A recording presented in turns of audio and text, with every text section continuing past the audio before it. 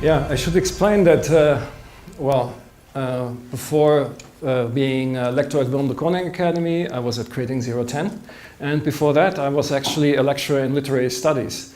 And in a way, my talk today goes back to my past in literary studies. Because literary studies is fundamentally about text interpretation. And we often thought that text interpretation is something rather esoteric or, it's there in the humanities department. But nowadays we see in the age of big data and AI that suddenly, we no longer call it text interpretation, but we call it data analytics. But I want to point out that actually the problems are the same, and maybe they even are the same. And maybe the problem even of computer-based data analytics is that it has a tendency to oversimplify the matter of text interpretation. I will try to explain why and how, and I will take examples from contemporary art and visual culture, because that's a little bit my area of work at the Willem de Kooning Academy. And I would like to start with a quote of a colleague of mine, John Cayley. He's a poet and he's a media theorist working at Brown University. Somebody is covering the... yeah, thanks. Who said, by the way, only in a footnote, in a small essay he wrote, that language is easy to capture but difficult to read. And I think that pretty much epitomizes the problem that we're talking about, and namely the problem of big data. He was actually talking about literature, but I think it's the same with big data. Because it's a problem that we historically know since the oracle priests of Delphi. You had the oracle, basically a person drugged and muttering unintelligible stuff. And then you had the priests who were translating this gibberish into something intelligible, and more importantly, even into drawing conclusions from it on the fate of people. So you could say that was really the birthplace of what in literary studies calls hermeneutics. Hermeneutics comes from the god Hermes, the messenger. And hermeneutics originally was a theological discipline of Bible exegesis. Not only Bible, but you also have Torah hermeneutics in Judaism and Quran hermeneutics in Islam. And so the whole idea is that you need expert interpretation, first through priests, later through philologists, in order to make sense of the gibberish that comes out of some unintelligible source. And that can be either the oracle, or it can be an old scroll. Now, that became secularized in the 19th century and turned, literary studies is one example of secularized hermeneutics. Another one I would say is Freud's psychoanalysis, which basically does the same thing.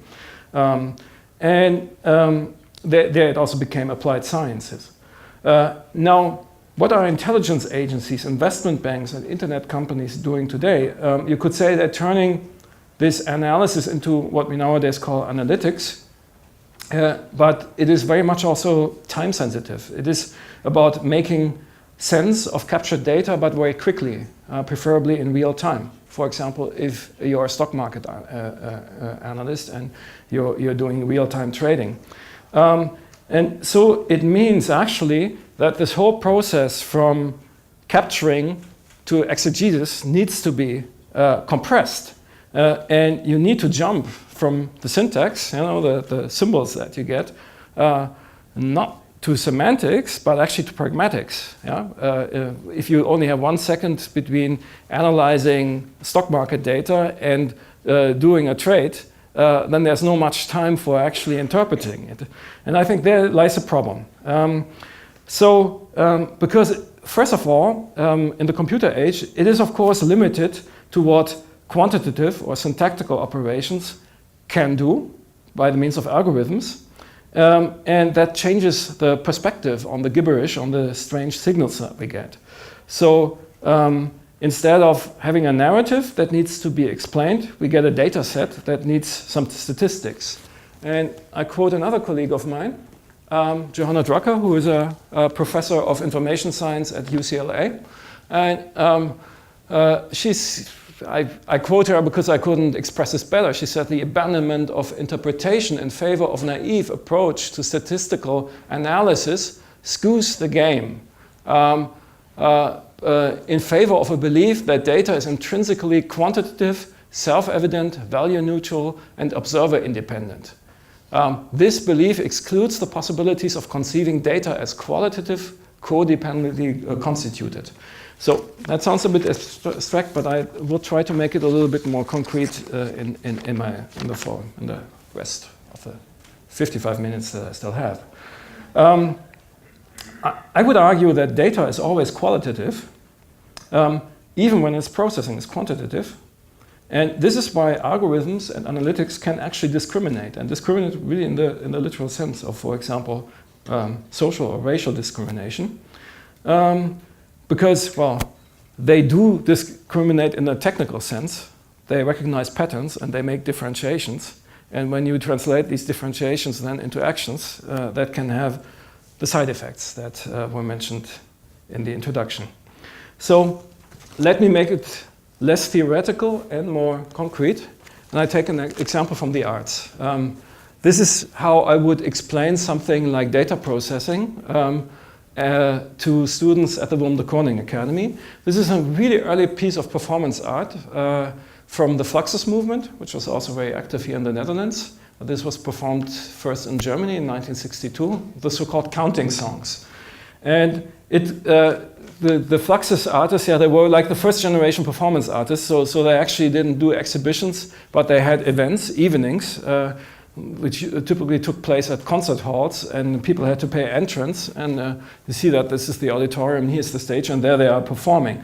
But the first performance they had at each of these evenings was a simple counting of the audience. Namely, I quote Emmett Williams, to obtain an exact head count to make sure that the management wasn't cheating us. They namely had problems. They were touring with the whole group, and the organizers, the owners of these theaters, often told them that less people had attended than obviously had attended, so they were cheating with them. Just made it a performance to count the people. So, in a way, you could say this performance was a very simple data mining, or even the counting song score, there is a written score, is a simple data mining algorithm.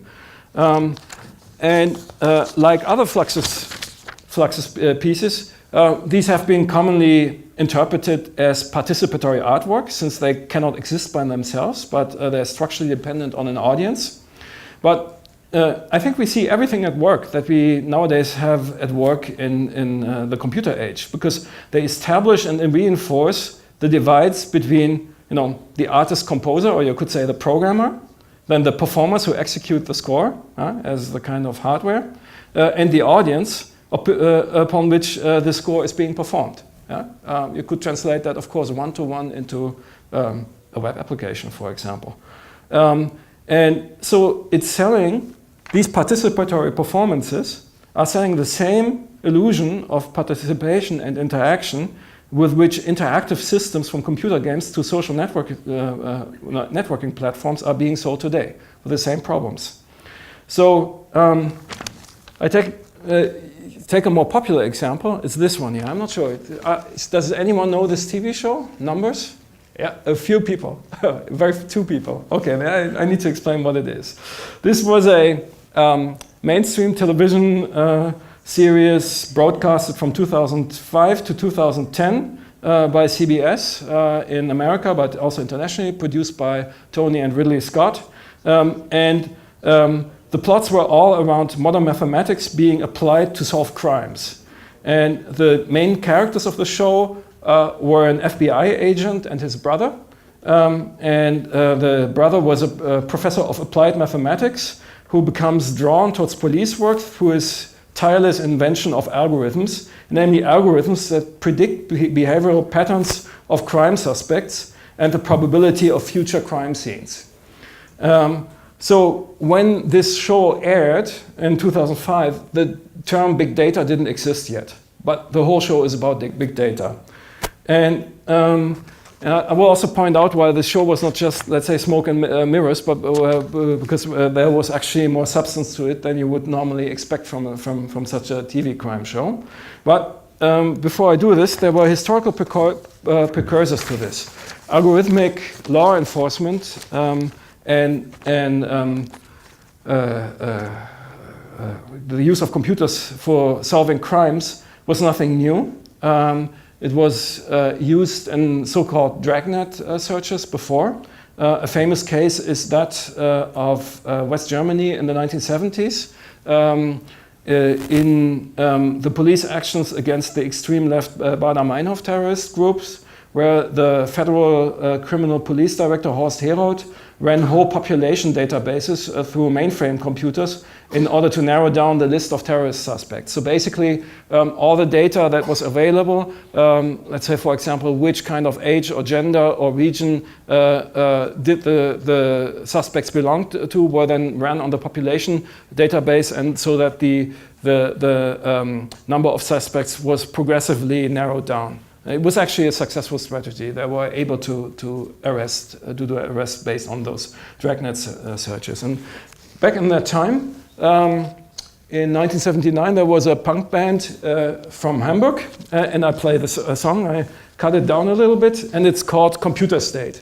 And I translated the lyrics for you into English.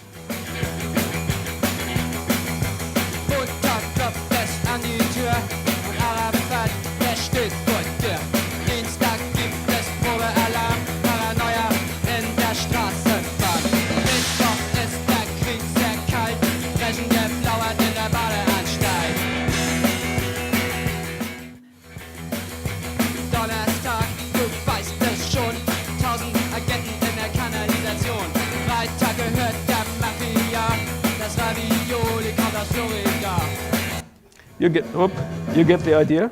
Whoop. No, stop. Okay, I'll stop here. This is my next slide, but doesn't matter. Actually, this whole song was an homage to Horst Herold, the chief of the federal police, because Herold was interviewed on TV, and he said, "We will catch them all." And they took that line, the recording of that line, and put it into a lock groove of the LP. So that at the end of the LP, you had Horst Herold endlessly saying, "We will catch them all." Now, what is the difference between, let's say, this old model of mainframe dragnet search and the new model of big data crime investigation? Well, the show Numbers, which I showed before, for the first time presented modern computer-based analytics in each of its episodes. Now, what was particular about is that all the formulas, statistics, and algorithms that were presented in that TV show were neither old-school database searches nor kind of made-up Hollywood technologies, but genuine mathematics and fairly realistic cases of modern big data analytics. The algorithms are all working that are presented on the show, and why? Because they had scientific consultants, and the scientific consultants were Wolfram Research, which probably many people here know, the developers of the Mathematica software and the Wolfram Alpha search engine. They made sure that all the mathematics and technology shown in the show was real, and the algorithms and visualizations would actually work. Now, you could call this show maybe an early 2000s military-industrial sales pitch for 2010's big data and predictive policing technology, because that's what it's really all about. It's like identifying crime hotspots and then making a prediction where the next crime is going to happen. And so each episode lends itself perfectly to critical review by civil rights activists, as well as by critical scholars. And this is where I can come to Kate Crawford. In 2016, she was a researcher at Microsoft. Now she is based at the University of Washington. And she was maybe the first researcher who wrote about artificial intelligence white guy problem, as she called it. And she explained that in a piece for the New York Times, where she wrote sexism, racism, and other forms of discrimination are being built into machine learning algorithms that underlie the technology behind many intelligent systems that shape how we are being categorized and advertised to.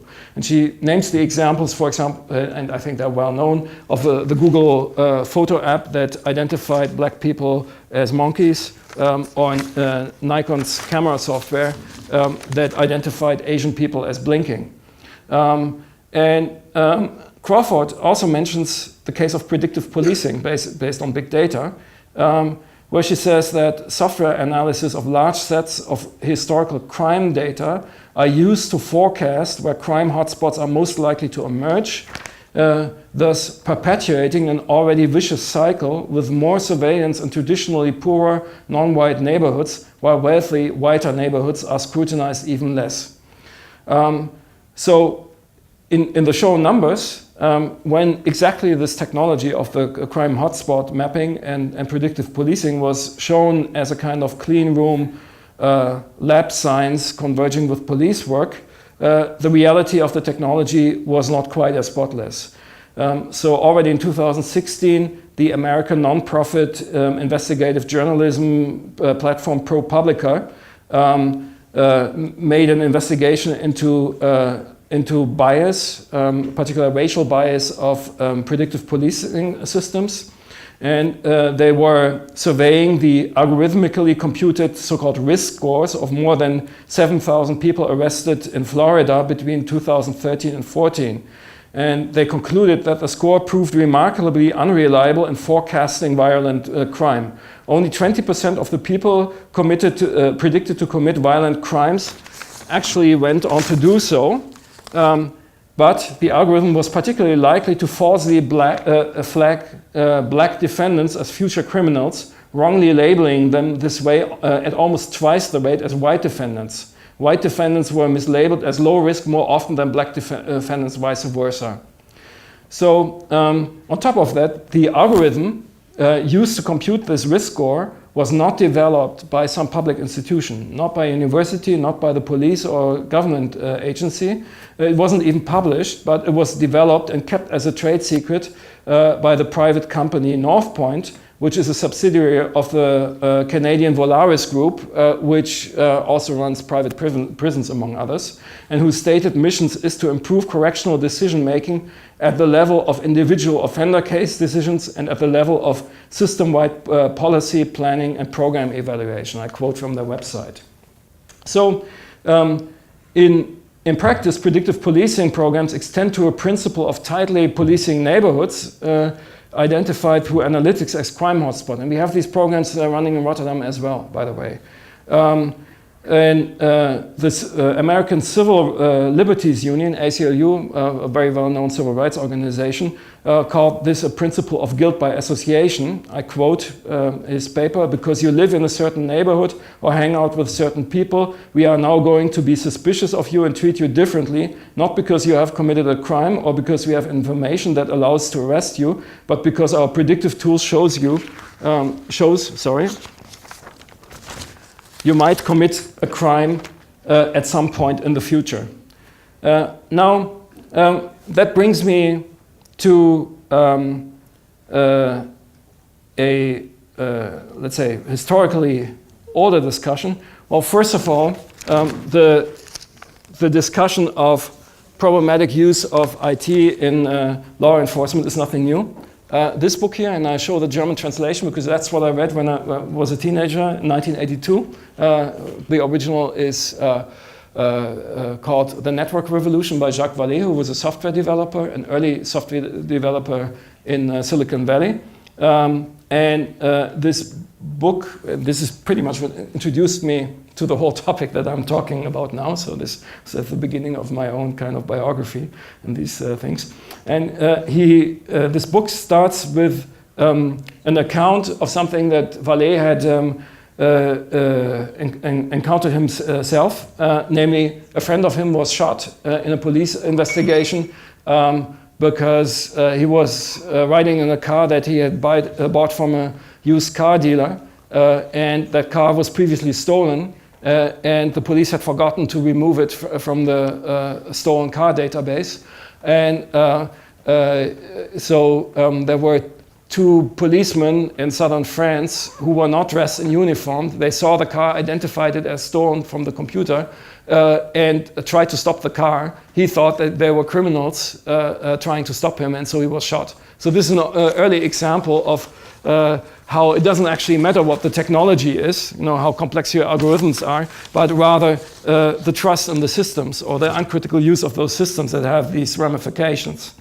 Now, but compared with these kind of 1970s, 80s database dragnets, the contemporary big data analytics that we are talking about now have only become more speculative.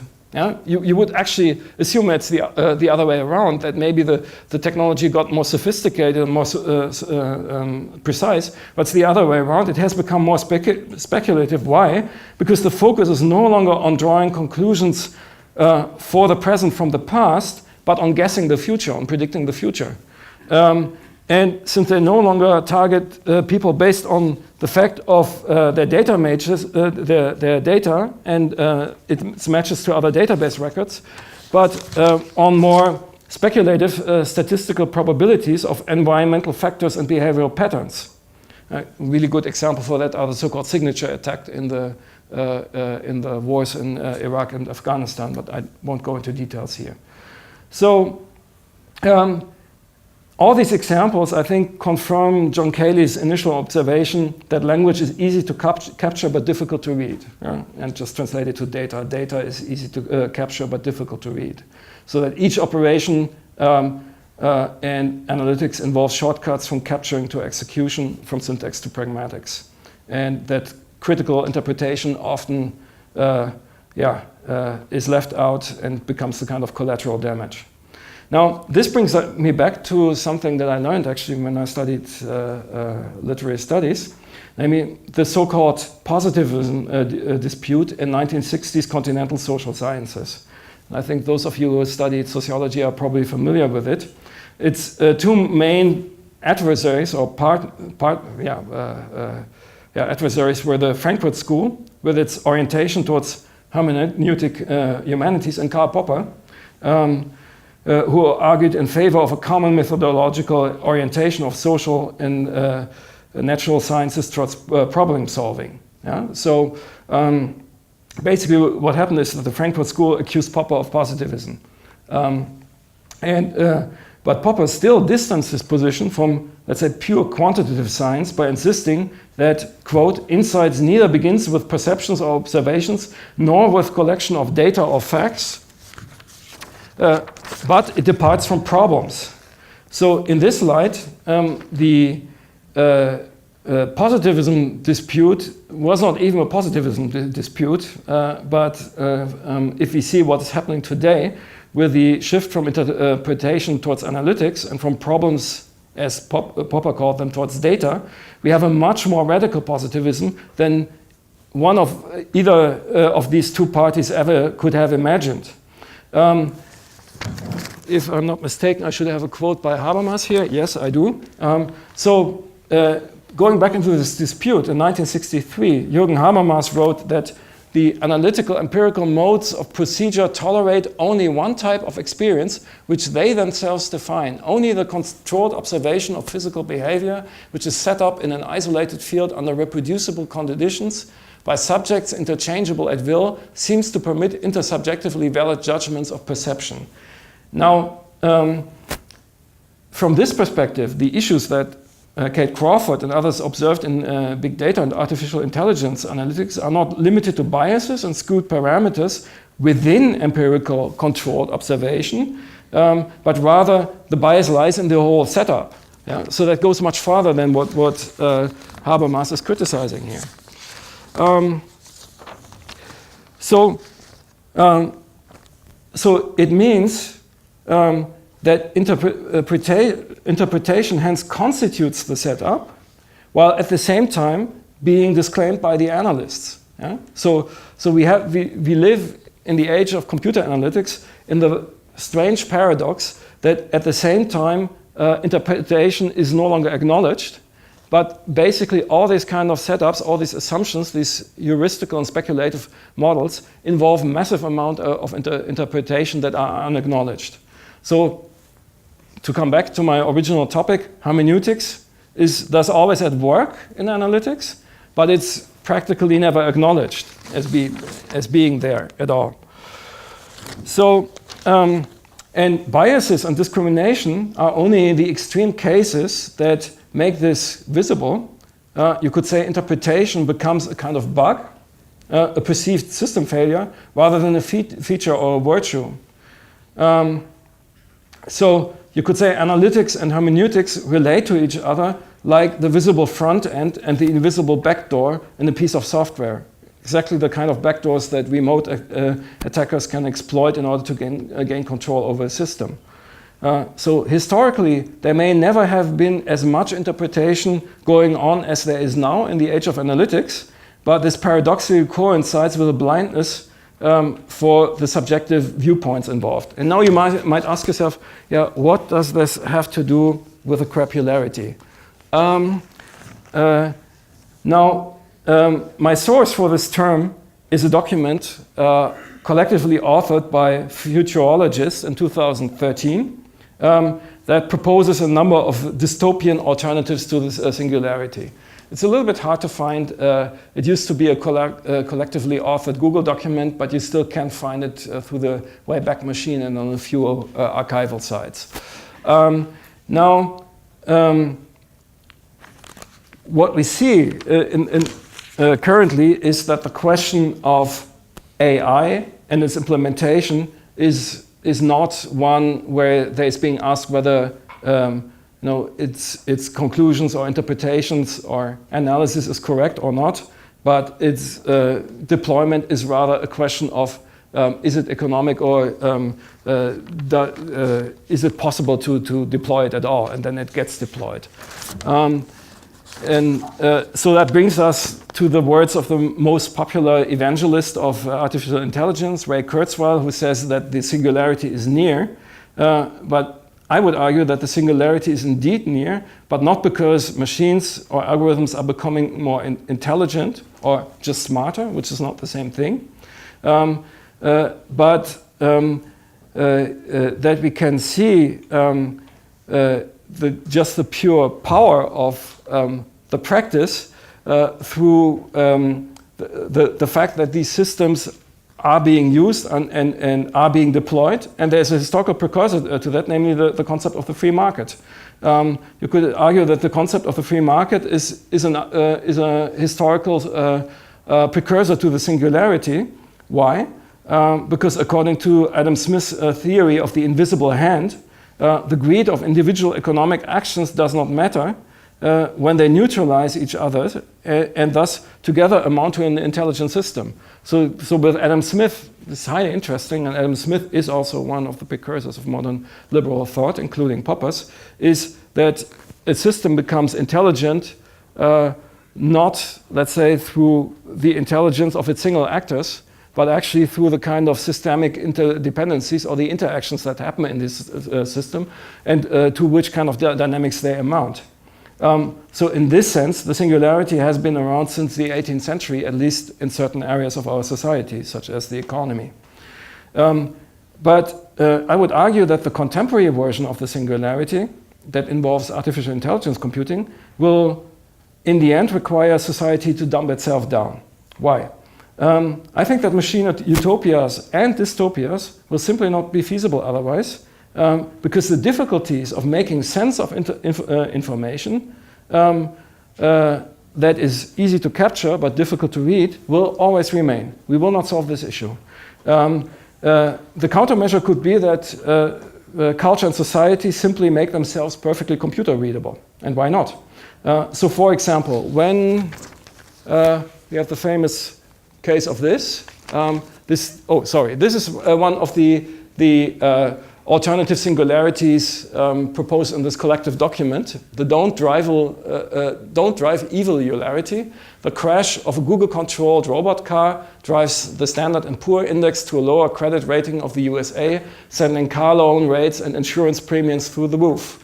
Police suspect that the robot was watching Transcendent Man while driving. So this is one of these kind of tongue-in-cheek dystopian singularities from 2013. But what happened in 2016 is this, namely that a Tesla running on autopilot, that was on May 7, 2016 in Florida, crashed, and almost exactly with the scenario that was predicted in the previous slide, because, well, the only difference that it was not the robot who was watching a TV show, but the human driver who was watching a Harry Potter movie, while the artificial intelligence of the Tesla car mistook a van that was on the other lane of the highway for a street sign. Now, the solution for problems like this is, of course, to improve the pattern recognition of cars, but it would be safer to do it the other way around. You could, for example, redesign all cars and highways in such a way to make them failure-proof for computer vision and autopilots. So, for example, you could paint all cars in specific colors with computer-readable barcode identifiers on all four sides. You could design their bodies within tightly predefined shape parameters to eliminate the risk of confusion with other objects, such as it happened in the Tesla car. You could redesign all road signs with QR codes and OCR-readable characters. You could build in redundancies to eliminate misreading risk for computer vision systems. You could straighten motorways to make ways to make them perfectly linear, and you could even move cities to fit them. You could take it further. You could redesign and rebuild all cities to make them serviceable by robots. So, for example, you could take all buildings, residencies, offices, factories, hotels, stations, airport, and completely rethink their architectural design so that all maintenance like cleaning, front desks, etc. could be done by robots. And I think that's a much more realistic scenario than speculating on breakthroughs in artificial intelligence, such as computer vision and robotics, that would sometime in the future make robots fit for servicing all the existing buildings. And the logical consequence from that scenario would be that legacy buildings that cannot be easily served by robots would likely become a surcharge luxury of the rich who can still afford human services. Yeah? Or a redesign of all education into automated online courses with computerized tests and certificates, leaving brick and mortar schools only for those who can still afford the tuition.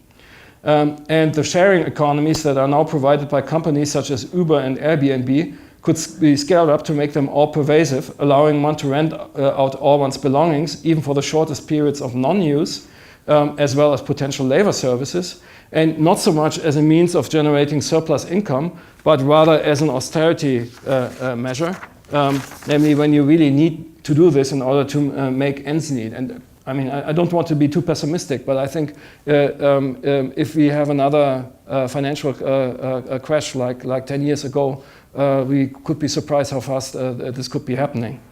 So all this, what I described above, you know, this kind of dystopian scenario, could make a science fiction movie out of it, could be achieved using today's technology. Yeah? It would not even require any further fundamental research into the field of machine cognition or any algorithms or chips that do not yet exist. So in this in one of these alternative singularities is the crapularity. And it was coined by the technology anthropologist Justin Picard, who specifically referred to 3D printing. 3D printing plus BAM plus micropayments, tribbles that you get billed for as it replicates wildly out of control. 90% of everything is rubbish, and it's all in your spare room or someone else's spare room, which you're forced to rent through Airbnb. That is from 2011, actually, this piece of writing. Now, the degree to which this dystopia has become our present-day reality can be monitored through the popular Twitter feed, Internet of Shit. How many of you are subscribed to that feed? Yeah, quite, at least some people are. When I first read it in in 2015, I think it had 100,000 subscribers, and now it has almost 400,000 subscribers. Its motto is the Internet of Shitty Things is here. Have all your best home appliances ruined by putting the Internet in them. And it publishes things like, for example, this here. This is a train information system where there was some Windows problem. This is really scary, a Toyota car that was performing a computer software update while it was driving. Or this actually, this became even, I mean, this slide is from 2015, and then only half a year later, a whole number of IP surveillance cameras got hacked and turned into a botnet. Maybe you remember that, and that even brought down major internet services for a whole week. So this is quite realistic, and scenarios I think that we, in the meantime, all know. Everyone who works with Internet of Things technology, Meltdown and Spectre are also well-known vulnerabilities in practically all CPUs that are being used in personal computers and laptops and servers on top of that. But whether we call it now crapularity or singularity, I think that the differentiation of systems into such subcategories as internet, artificial intelligence, machine vision, pattern recognition, big data, smart cities, and Internet of Things will likely be a thing of the past very soon. We now still differentiate them. We now still have an Internet of Things day. But when I see these different categories, I'm strongly reminded of how communication media were referred to in the past. And as early as in 1970, the essayist and novelist Hans Magnus Enzensberger predicted in a famous manifesto the convergence of all these communication systems. I quote his text: new satellites, color television, cable relay television, cassettes, videotape recorders, video phones, stereophony, laser techniques, electrostatic reproduction processes, electronic high-speed printing, composing and learning machines, microfiche with electronic access, printing by radio, time-sharing computers, data banks. And he said, all these are converging into one universal system.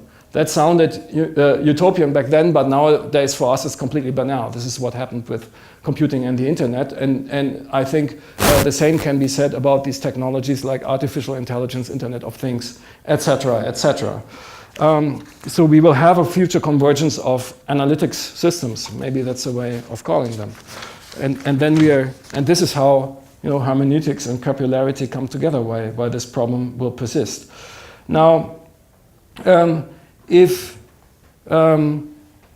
machine readability and human readability mark the difference between what Johanna Drucker, in the second quote that I showed in my presentation, between the humanistic concept of knowledge and artificial intelligence, then I would say this difference, that you say we have machine readability here as one concept and human interpretation as the other, then first of all you could argue maybe this is outmoded. Maybe we should no longer make this differentiation and look at how both can be enhanced by learning from each other. But the other is also, seems to me from a philosophical point of view, a fundamental problem of artificial intelligence. Because to use a term from so-called speculative realist philosophy, the very concept of artificial intelligence is correlationist. What is meant with that? A critique of speculative realist philosophy is that, well, to simplify it, that we tend to correlate everything to the human measure. And in a way, artificial intelligence is using the same thing because dialectically it implies natural intelligence. Artificial intelligence is always being judged in how far it measures up against human intelligence or maybe animal intelligence. And maybe that's not the best way of looking at it at all because, well, first of all, there is no universally agreed upon scientific theory or definition of intelligence, but this is a very moving field. For example, if you simply define intelligence as the capability of performing mathematical equations, then the singularity would already have been reached with pocket calculators, yeah? Or even with some mechanical calculating device. So since I'm here with this whole presentation in between art and technology, I propose to actually learn from an artist, and a very eccentric artist. I left out some crapullarity example like this one here. But named Goodipal, who was a computer musician and also a builder of musical clocks, who from 2004 to 2008 taught his students at the Danish Institute of Electroacoustic Music to compose music not with artificial intelligence, but for artificial intelligence. This is, yeah? So he tried to think, well, what would be an artificial intelligent listener be, and can you compose music for such an intelligence? And he was fired because of that by the school board. And here's an interesting proposal. He says, well, we should not expand the acronym AI as artificial intelligence, but we should interpret it as alternative intelligence. I think this is a really good proposal to say, well, the machine intelligence that we nowadays have in computational systems, it's another form of intelligence. And let's not get stuck in the definitions of how intelligent it is or not, and how it measures up to human scale, but look at this as let's say, an intelligence of its own and with its own qualities, and then try to deal with that. Now, I should also give the opposite example of another eccentric artist, the Fluxus artist, Thomas Schmidt, who posed the question that nobody asked, namely, can humans think? You know, is there such a thing as human intelligence at all? We always make the easy assumption that we don't have to ask the question whether humans can think, and only ask the question whether machines can think, but maybe we also need to ask the opposite question. And he means it very seriously. Yeah? So, in a way, then this alternative intelligence already exists in something as simple as the Fluxus counting song that I mentioned before. Also, something that could be easily translated from a human performance into, for example, some mechanical device or whatever. Yeah? And of course in pocket calculators and in more sophisticated computational devices. But I think the problem of the crapullarity comes into play when these devices are increasingly layered on top of each other and being kept running without checks and without maintenance, or even without anyone knowing who knows how they actually work. So that means actually we're dealing, interestingly enough, I would propose, with the problem of subjectivity. Now, subjectivity is one of the words that has almost become a taboo word, not only, let's say, from a point of in the discourse of technical engineering, but also in the humanities. We have gone through half a century of debunking the myth of subjectivity in philosophy and the humanities. But maybe we can also rethink what subjectivity is. If we no longer think of it, for example, as a metaphysical issue, but more generally as an issue of criticism versus unchecked positivism. So before the crapullarity, any inclusion of subjectivity into information technology seemed to be almost counterintuitive or paradoxical or an oxymoron. But maybe we can actually see the inscription of subjectivity into media, and it needs no explanations when we, for example, analyze the biases that it produces. Yeah? So, for example, if predictive policing leads to racial discrimination, this is because of data sets that are problematic, or algorithms that are being engineered with problematic assumptions. These assumptions are subjective, and we tend to overlook them, and we do not take them into account. But I would also argue that anyone who is actually an engineer, everyone who has ever coded a computer program or programmed a database or marked up a document knows actually that this constantly involves subjective decisions. I want to give you a really simple example, but I guess especially here with people from Rotterdam, from the computer engineering departments and media design departments, you know exactly what I'm talking about. I mean, it starts with, for example, which kind of multiple choice values do you define in a database for a person's gender? Yeah? Do you have only binary male, female, or do you have other forms of gender? That's a decision that you have to make in the programming. This is perhaps an even a better example. Imagine you're just transcoding a print book into an ebook or a website, and this is here the beginning of Alice in Wonderland, and you have the them in italics. Now, if you transcode that into HTML, and then we're talking about the most simple ways of how to translate something into digital information, then you have to make a decision in HTML whether you consider that them a quote, a citation, or an emphasis. And you use two different tags for that. You need to make an interpretive decision which one of the two tags is right. And actually, in the moment where you make that decision, you have interpreted the text. And it's structurally no different from the kind of text interpretation that you do as a literary scholar, only that this is a very simple interpretation. But you need to do this. HTML, in this case, more or less forces you to do that. You can also use the I tag, but that's outmoded because you normally would do that with CSS, for those of you who know what I'm talking about. Now, the thing is that actually, I would argue, no algorithmic analytics can do this in a sensible way. It is possible, of course, to produce a deep learning system that will be able to compute and heuristically apply the statistical norms. So it could look at the context and draw conclusions, but it would remain a heuristics, and especially with literary text, probably be a very unreliable heuristics. An even more complex example would be that of the punk song that I played to you in the beginning. Now, are the lyrics critical, affirmative, or ironical? Yeah?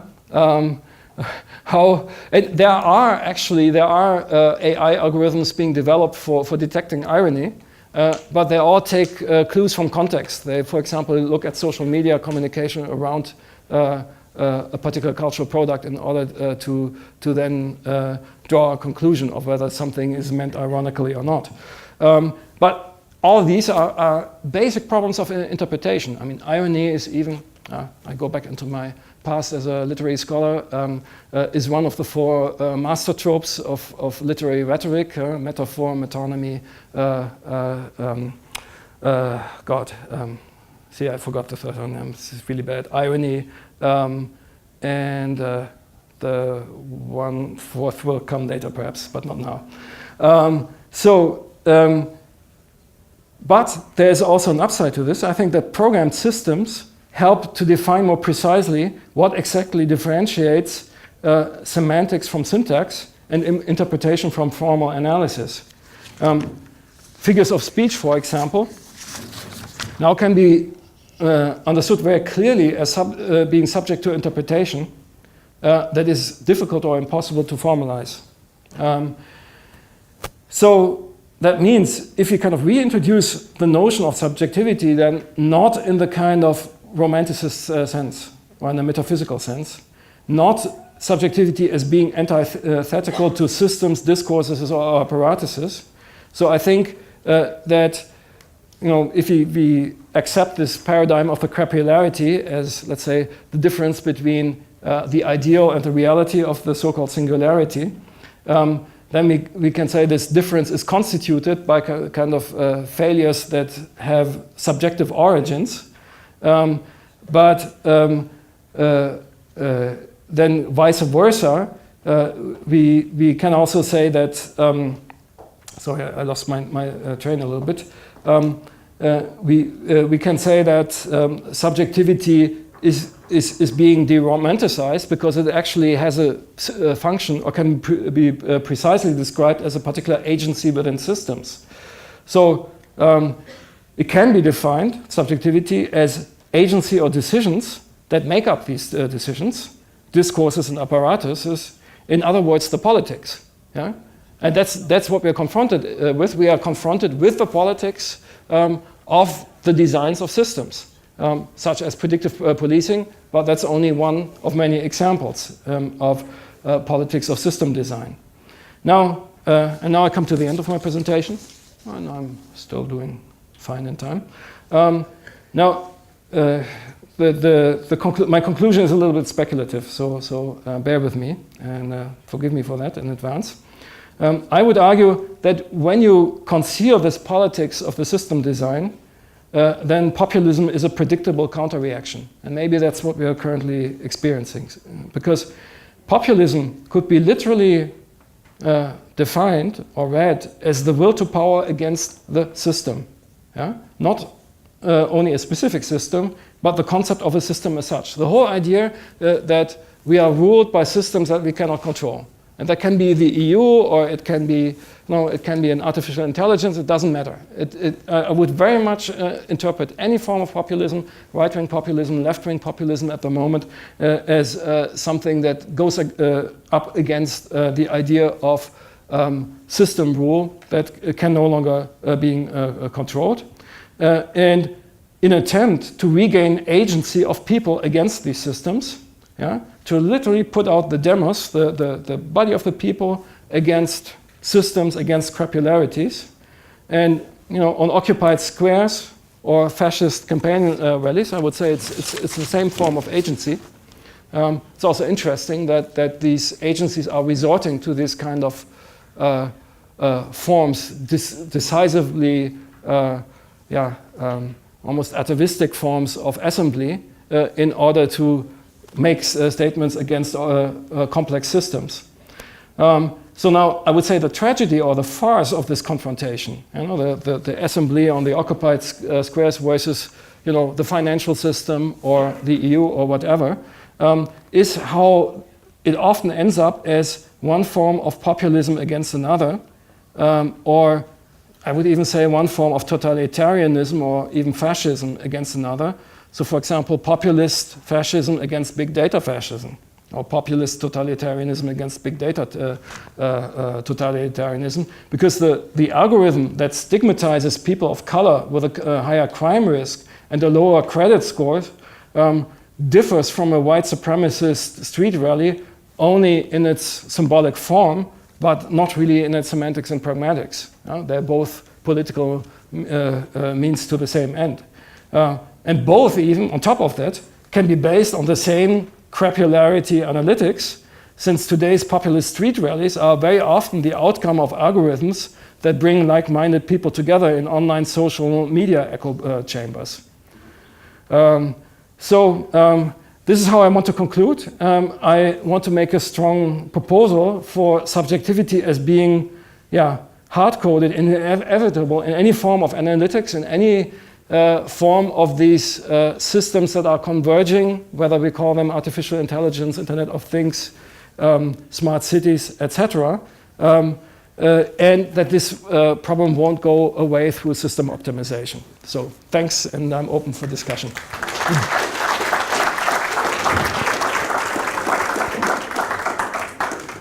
Florian Cramer, thank you very much. Any questions from... we kunnen ook naar het Nederlands gaan, dat maakt voor mij niet uit. Is that all right with you guys? Either no objections until now. Oké. Zijn er vragen of opmerkingen? Ik zag hier werd druk geschreven. Hè? William heeft een verhaal gehouden vanochtend. Maar misschien andere vragen of opmerkingen in de zaal ook naar aanleiding van het verhaal. Begin ik eventjes. Mag ik je vragen om te reageren? Wat vond je ervan? Actually, I just want to ask a question, and in English if it's okay. To pick up on your last line about sort of the embrace of subjectivity, one thing we have a pretty good sense of is that the contours of subjectivity have changed over the long haul, from the ancient Greeks through the Romans. Notions of privacy and subjectivity are subject to change. And it's not exactly clear what the causal frames are, but it is clear that there's dramatic shifts in the epochs that, for example, Marx would point to. The Middle Ages are different from the capitalist era. Yeah. Could it be, just hypothetically, could it be that we are entering a phase where, with all the kinds of environmental shifts we're seeing, among which the crapularity, the nature of subjectivity is itself, it's under siege, for sure, and you've pointed to that, but could it in fact be changing, and is it necessarily a bad thing, given its malleability over the last couple thousand years? No, I would totally agree, and I would say probably the way subjectivity changes is that it exists in relation to systems, and in relation to complex systems. And that makes its position both more difficult to define, but at the same time also more precise, because it's no longer this kind of metaphysical romanticist thing, but we can actually, in this case, I can even pinpoint exactly to where a position of subjectivity is occurring. And I would also say, or I tried with my lecture to make a strong statement in favor of conflating the two notions of agency and subjectivity. Yeah?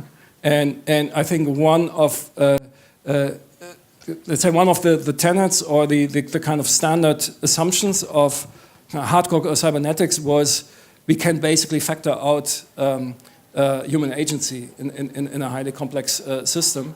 But I think the reality of systems shows that this is actually not the case. If you factor it out, then it occurs at points where you didn't expect it. Yeah.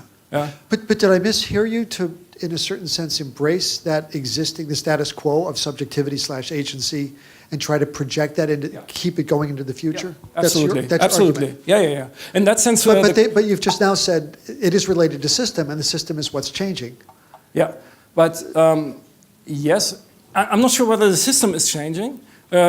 I'm not sure, for example, whether the concept of systems that we had in cybernetics and general systems theory as early as in the 1940s has fundamentally changed. What has actually changed is, let's say, the pervasiveness of these systems, yeah? But the paradigms of analyzing them or the functionally describing them, I think, are still pretty much in place.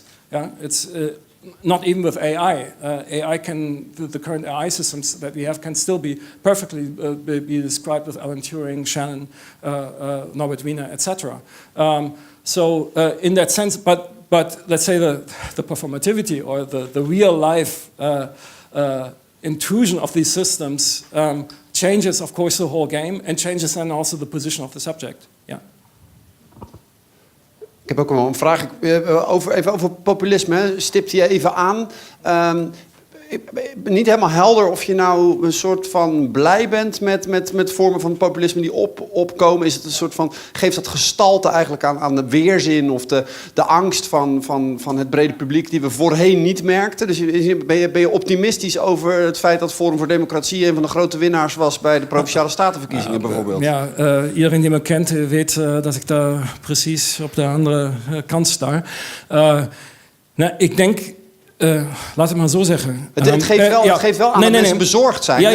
Ja. En dan hebben we weer dat verhaal van de bezorgde burger die we ernst moeten nemen. En dan wordt het verhaal weer in de mainstream, een politieke mainstream meegenomen. Ik denk wel, ik probeer het hier echt vanuit een soort van neutrale observatiepositie te beschrijven en niet oordelend daarover te schrijven. Ik denk wel, voor mij, de observatie is het opkomen van populisme is deels ook een reactie op, je zou een beetje vereenvoudigd een systeemmaatschappij kunnen noemen. Ja?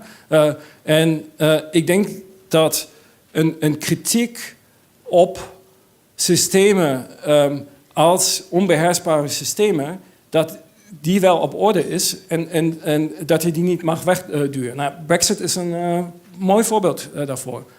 En die zien we ook in Engeland, dat Engeland nu 2 jaar nodig heeft gehad om überhaupt te begrijpen hoe het systeem EU werkt. En nu denken ze er anders over. Ja? Maar toch is het ook begrijpelijk dat er een opstand is of een verzet tegen een systeem dat niet wordt begrepen. Dus hoe je daarmee moet omgaan, weet ik zelf niet. Ja? Ik zou blij zijn als ik dat zou weten. Ik constateer alleen, of probeer te constateren wat er aan de hand is. Ja. En ik denk daarom dat je het hedendaagse populisme wel ook in relatie zou kunnen zetten tot de opkomst van de systemen die we in de huidige tijd hebben. Ja. Nou, waarom ik er een beetje naar vraag, is omdat we ook vanochtend een aantal keer hoorden van oké, er is iets aan de hand. Die technologische ontwikkelingen gaan dusdanig snel en er moet iets van een weerwoord op geformuleerd worden. Maar tegelijkertijd hoor je in hetzelfde zaaltje bijvoorbeeld dat daar wel een hele duidelijke politieke voorkeur in zit. Hè? Dus een bepaald soort populisme of een bepaald soort opstand is goed, maar een bepaald soort ook heel duidelijk niet. Dus er zit een soort van tegenstrijdigheid in. Ik probeer weer zeg maar, mijn eigen politieke houding hier buiten te houden. Ik zou zeggen, het is te plat. En dat is ook wat we bij Brexit zien. Het werkt niet. Dus als je denkt dat je het systeem zou kunnen weghalen door vereenvoudigen en weer terug, ik weet niet, naar politiek op straat, zo werkt het niet. En dat is misschien dan ook juist het probleem waarmee we worstelen. Dus er zijn geen simpele oplossingen voor een complexe situatie. Ja, het is een oversimplificatie eigenlijk van de complexiteit van het systeem. Meer vragen of opmerkingen? Paul, zou ik jou nog een laatste vraag? Ik zag jou driftig schrijven. Was het omdat je het overal mee eens was? Of waren er... Nee, soms als ik schrijf kan ik beter begrijpen wat ik hoor. Maar ik vind het interessant om het hele verhaal en het statement wat eruit volgt is heel interessant. Ik zat ook even te denken in termen van die discussie over systemen. En ook laatst de opmerking over populisme boeit me heel erg. Want jij schetst een beeld van zo'n gedataficeerde samenleving en hoe data allerlei beslissingen informeren over predictive policing. En wat er dan voor situaties uit volgen. Vervolgens formuleer je dan het populisme als het verzet tegen een overgesystematiseerde samenleving. Maar ik vraag me dan af of die dataficering, of dat dan een trend is die doorgaat. Want ik heb niet het idee dat populisme een reactie op dataficering is, maar op andere systemen. En in feite wat jij schetst is van nou, als dat big data, AI en dat systeem, als het al gaat functioneren zoals jij vertelt, waar je natuurlijk ook nog vraagtekens bij kan zetten. Maar als het doorgaat, wordt het alleen maar slechter. Dat is een beetje de teneur die ik voel. Want op dit moment heb ik niet het idee dat het populisme zich richt tegen AI en big data. Maar veel meer tegen de systemen die daarvoor waren. Je hebt het over de banken, je hebt het over de EU. En het ironische is dan dat, en dat vind ik een heel goede vondst, en daar ben ik het mee eens, dat het systeem van dataficering en tailor-made boodschappen naar mensen sturen, dat misschien wel de oorzaak van dat populisme is. Dus dan wordt het op zich best een complex beeld wat je schetst. Kun je daar misschien iets meer over zeggen? Ja, ik zou ook ik zou ervoor pleiten om de complexiteit of datasystemen in hun complexiteit en andere maatschappelijke of economische systemen in hun complexiteit niet van elkaar te scheiden of te abstraheren. Ik denk dat we al in een samenleving leven waar deze systemen integraal met elkaar verwoven zijn. Om bij het voorbeeld te blijven van politieke populisme, misschien ook kiezers die op populistische partijen stemmen. Als je bijvoorbeeld jouw klassieke Fordistische baan kwijtgeraakt bent en je bent leverancier voor Foodora. Ja? En dat is een heel goede motivatie om ontevreden te zijn met het politieke en economische systeem. Dan ben je zowel onderdeel van een economisch systeem dat complex is en dat je op een heel andere manier uitbuit dan in het verleden. Maar je bent tegelijkertijd ook deel van een datasysteem en van een Kubernetes systeem. En als je dan naar Brexit gaat en dan bijvoorbeeld gezegd wordt, het probleem bij de Brexit is dat misschien zijn er geen levensmiddelen of geen medicaties meer 1 week na de Brexit. Dat heeft natuurlijk ook met die logistieke ketens te maken. Just-in-time productie, logistieke ketens die door moderne datatechnologie worden beheerd, waar dat wel speelt. Dus ik zou er juist ervoor pleiten om ook het oorspronkelijke gedachte van de Kubernetica en de systeemtheorie, om systemen echt integraal te bekijken en niet van elkaar te scheiden of te abstraheren, om dit ook mee te nemen in een hedendaagse politieke of economische analyse. Meer vragen of opmerkingen? Yes, ik kom even naar u toe, dan is het op de audiovisuele registratie ook nog goed terug te luisteren. Ik denk dat het probleem van de Brexit is gewoon dat er gewoon geen verhaal is wat er na de Brexit komt. Het is ze overkomen. Ze hadden niet met die uitslag... Het gebrek aan leiderschap om een verhaal te maken wat dan het nieuwe systeem is na de beslissing van de Brexit. En dus, ja, de kans is best wel groot dat ze gewoon in het Europese systeem blijven, omdat ze geen verhaal hebben van hoe die nieuwe wereld in elkaar zit. Ja. En leiderschap is met name in dat je een verhaal hebt van jongens, daar gaan we naartoe. En ja, ze zijn wakker geworden bij een eigen breakfast, om erachter te komen dat er ineens een Brexit van toepassing was. Want ja, voordat we gingen slapen was de wereld nog zoals het was. Dus dat hadden die... Dus ik denk dat de Brexit misschien wel eens niet doorgaat. Want het parlement heeft ook gezegd, zonder een deal gaan we er niet uit. Dus dan blijven ze er gewoon in op een gegeven moment. Maar dan denk ik, dan zijn we niet ver van elkaar weg. Je zegt namelijk, er is een verhaal nodig. Ja, maar wat is dan een verhaal? Een verhaal is een soort van subjectivering van een systeem. Ja? Je maakt van iets wat een abstracte machine is, maak je een persoonlijk verhaal. Ja? Dus in die zin heb je dan niet alleen de subjectivering of de subjectieve kant, zeg maar, bij het ontwerp van een systeem, waar we ze vaak over ons hoofd heen zien. Maar je hebt het ook bij het omgaan en de acceptatie met een systeem. Kan ik het functioneren van een systeem verbinden met een persoonlijk verhaal of met een persoonlijke visie? Ja?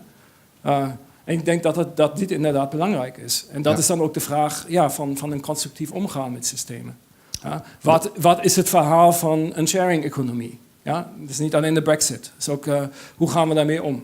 Betekent dat iedereen voor Foodora werkt? Of zijn er nog andere verhalen mogelijk? Er was nog behoefte om wat verder te gaan. Maar ik zou voorstellen om de politieke en Brexit-discussie bij een kopje koffie of thee voor te zetten. Verder nog vragen? Anders wil ik u danken voor... Oh, ja, laatste vraag dan hier op de voorste rij. Ja, ik heb al gewacht op jouw vraag.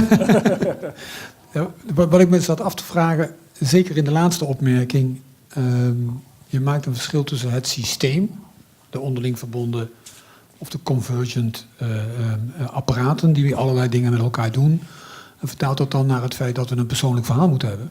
Maar daar zat ik eigenlijk op te kauwen in de zin van, is een persoonlijk verhaal nog wel voldoende? Of zijn we op zoek naar een nieuw collectief verhaal en gaan we van de postmoderne samenleving naar een postmoderne samenleving, waarin die overboord gegooide verhalen toch weer een bepaalde werkelijkheid moeten krijgen?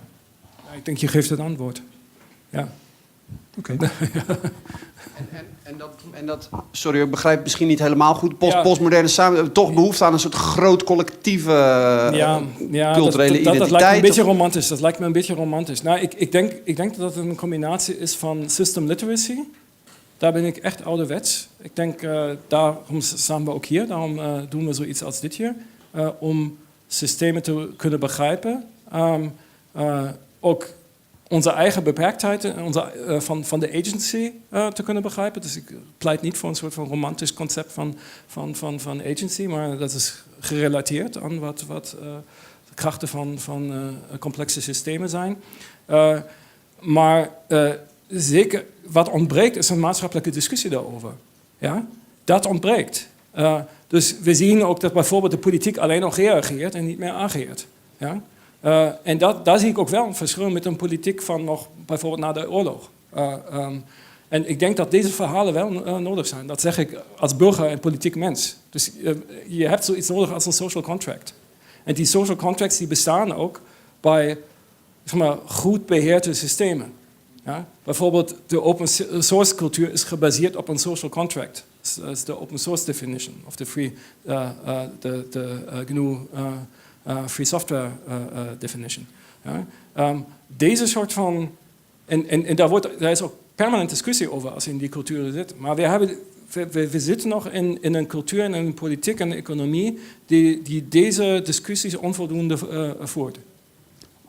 We doen vandaag in ieder geval ons best. Met dank aan u, maar ook aan Florian Cramer. Nog één keer groot applaus.